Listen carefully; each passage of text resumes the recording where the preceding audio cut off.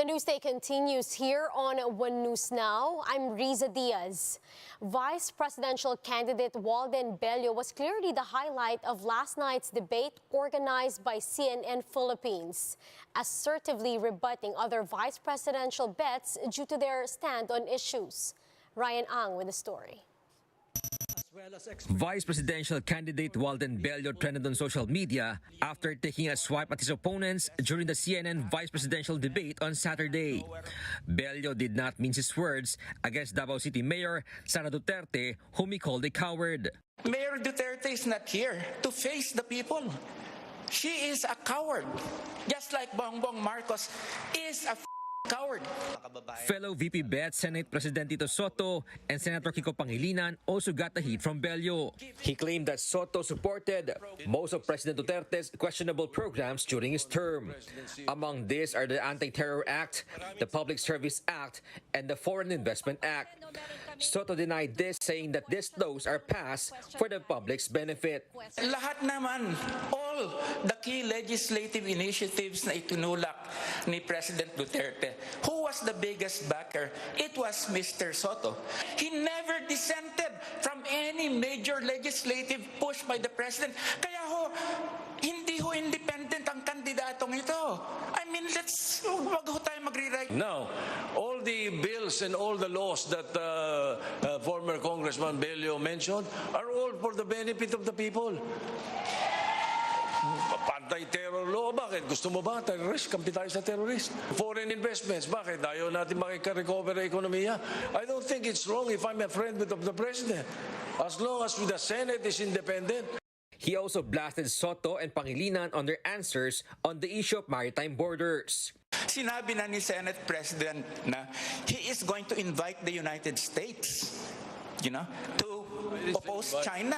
Papasok na lang daw dyan, no? MDT, Mutual Defense Treaty. Hindi maaari yan. We have to have an independent foreign policy. And ito naman si Senator Pangilinan, we will join the Quad. Come on!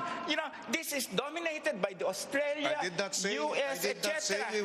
He also criticized the two for the passing of the corporate recovery and tax incentives for enterprises or create that lowers corporate income taxes. When we pass laws, it's the Congress that pass. Bakit pinag-iinitan mo kami dalawa? Iba ang kondisyon sa ngayon because of the pandemic. Unprecedented yung bagsak ng ating ekonomiya, unprecedented itong kawalan ng hanap buhay at trabaho. Kaya dapat unprecedented din ang kilos. I can understand yung concern.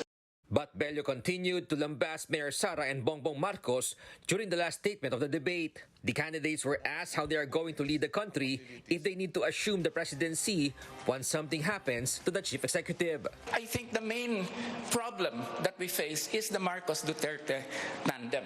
No? And I think that they just spat on the face of the Filipino people, telling them, yeah, you're not worth my giving you our programs because they have no programs. Okay, so let me just end with that. If I don't care what a number of people say, but I feel very strongly about the absence of these two idiots. For News 5, Ryan Ang, we are One News.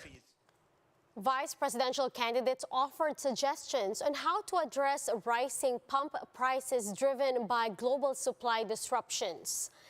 Rizalito David called to suspend the collection of fuel excise taxes to reduce pump prices by 5 to 6 pesos per liter. Meanwhile, former Congressman Walden Bello suggests implementing price control by repealing the oil deregulation law. Meanwhile, Doc Willie Ong wants petroleum taxes slashed by 50% while looking for other sources of oil in the West Philippine Sea.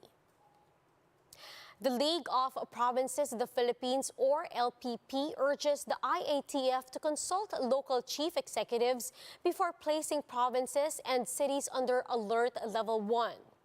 LPP President Governor Presbitero Velasco said that LGUs are more aware of the situation on the ground as data may not be accurate due to the unreported COVID-19 cases. Velasco added that some LGUs outside NCR are not yet ready for Alert Level 1 as they have not yet reached herd immunity and inadequate healthcare facilities. The IATF is set to announce the new alert level classification for each LGU for the month of March. We'll be back with more stories after the break. Keep it here on One News.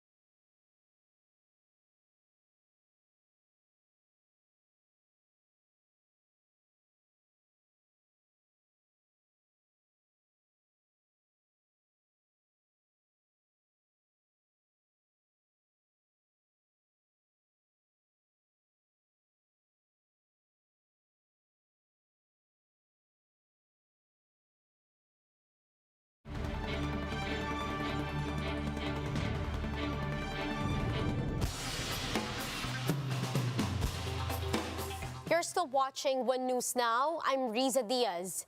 Western allies have announced sweeping new sanctions against Moscow. This includes kicking Russian banks off the main global payment systems. The U.S. and European partners also said they would impose restrictions on Russia's central bank to limit financing war efforts. Pentagon says Russian invaders are frustrated by the unexpectedly stiff resistance from Ukraine. According to Pentagon information, Russia now has at least 50% of its massive invasion force inside Ukraine. Officials said they have indications that the Russians are increasingly frustrated by the lack of momentum over the last 24 hours, particularly in the northern parts of Ukraine.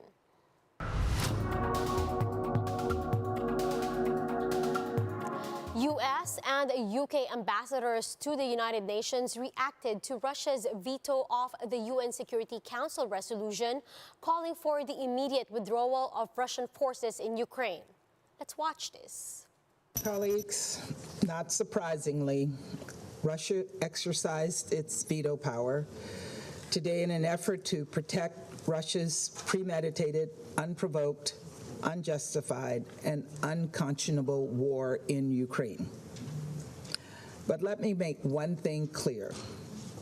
Russia, you cannot veto this resolution. You can veto this resolution, but you cannot veto our voices.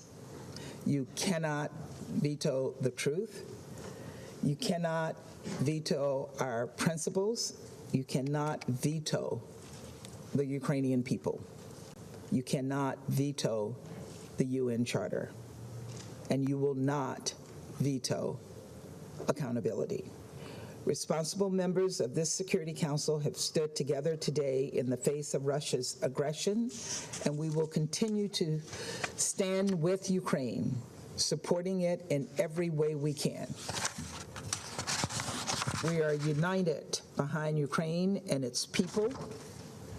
Despite a reckless, irresponsible permanent member of the Security Council abusing its power to attack its neighbor and subvert the UN and our international system.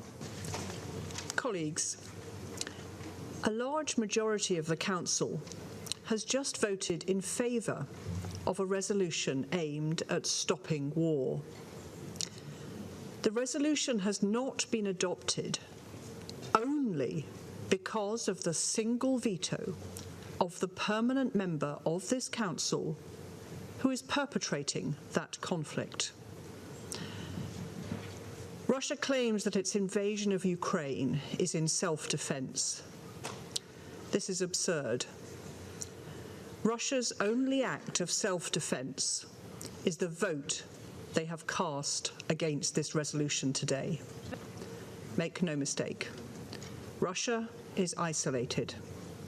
It has no support for the invasion of Ukraine. History will record how we voted today and which countries stood up to be counted in defence of the Charter and the sovereignty and territorial integrity of Ukraine. And those are the top stories of the hour. Join us later at 12 noon as we continue to monitor the day's biggest stories. You can also catch One News on Signal Play app. Register for a free account now at www.signalplay.com and stream One News live anytime, anywhere. I'm Riza Diaz. Mask on, wash hands, and stay safe, Philippines. We are One News.